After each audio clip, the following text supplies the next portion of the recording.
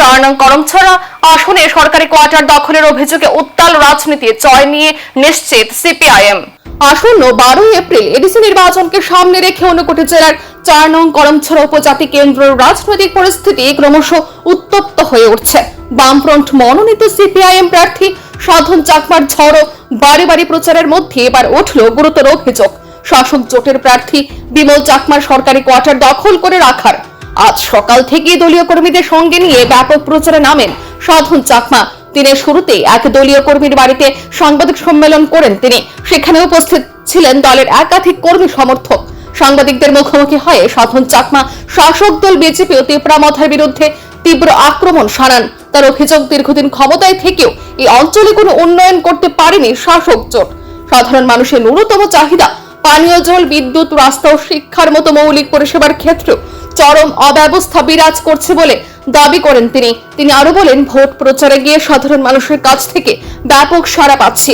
এতদিন ভয়ে যারা মুখ খুলতে পারেননি তারাই এখন তাদের সমস্যার কথা প্রকাশ্যে বলছেন। শাসক দলের প্রার্থীরা যখন ভোট চাইতে যাচ্ছেন তখন জনগণের ক্ষোভের মুখে পড়তে হচ্ছে।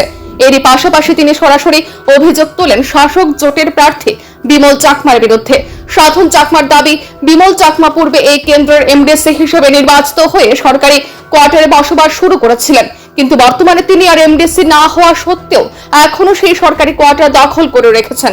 নির্বাচন ঘোষণার পরও সরকারি কোয়ার্টার দখল করে রাখা সম্পূর্ণ বেআইনি, অথচ প্রশাসন এই বিষয়ে নীরব ভূমিকা পালন করছে, এমনটাই অভিযোগ করেন সিপিআইএম প্রার্থী। এই অভিযোগ ঘিরে ইতিমধ্যে রাজনৈতিক মহলে চাঞ্চল্য ছড়িয়েছে। শাসক দলের তরফে এখনো পর্যন্ত এই বিষয়ে কোনো প্রতিক্রিয়া পাওয়া যায়নি, তবে বিষয়টি নিয়ে এলাকার চর্চা তুঙ্গে। রাজনৈতিক বিশ্লেষকদের মতে নির্বাচন যত এগিয়ে আসছে ততই একের পর এক অভিযোগ প্রতি আরোপে উত্তপ্ত হয়ে উঠছে। করমছড়া 4 নম্বর আসনের রাজনৈতিক ময়দান এখন দেখার ভোট বাক্সে শেষ পর্যন্ত জনগণ কাকে সমর্থন করে এবং এই অভিযোগের কতটা প্রভাব পড়ে নির্বাচনের ফলাফলে।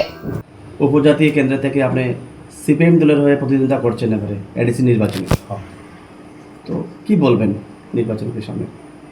আসন্ন স্বশাসিত জেলা পরিষদ নির্বাচনকে সামনে রাখিয়া আমি এই কথাটাই কমু, যারা আমাদের আজকের এই কথাগুলো শুনছেন, রাজ্যের আপামর জনগণ এবং করমছড়া কেন্দ্রের সমস্ত শ্রদ্ধেয় নির্বাচক মণ্ডলী, জাতি ধর্ম বর্ণ নির্বিশেষে যারা আমাদের কথাগুলো শুনছেন তাদেরকে নমস্কার, শুভেচ্ছা জানিয়ে আমি এই কমু বার্তা দেব যে দুর্নীতিবাজ, দাপ্পাবাজ এবং মানুষের সাথে প্রতারণা করা প্রতারক এই তিপ্রামথাকে এডিসি থেকে উৎখাত করার জন্য আমরা প্রত্যেকটি মানুষের কাছে যাচ্ছি এবং মানুষ যথেষ্টভাবে আমাদেরকে সাড়া দিচ্ছেন, আশীর্বাদ করছেন এবং আমাদেরকে সহযোগিতা করার একটা দৃঢ় প্রত্যয় নিয়ে আশা দিচ্ছেন, আশীর্বাদ করছেন।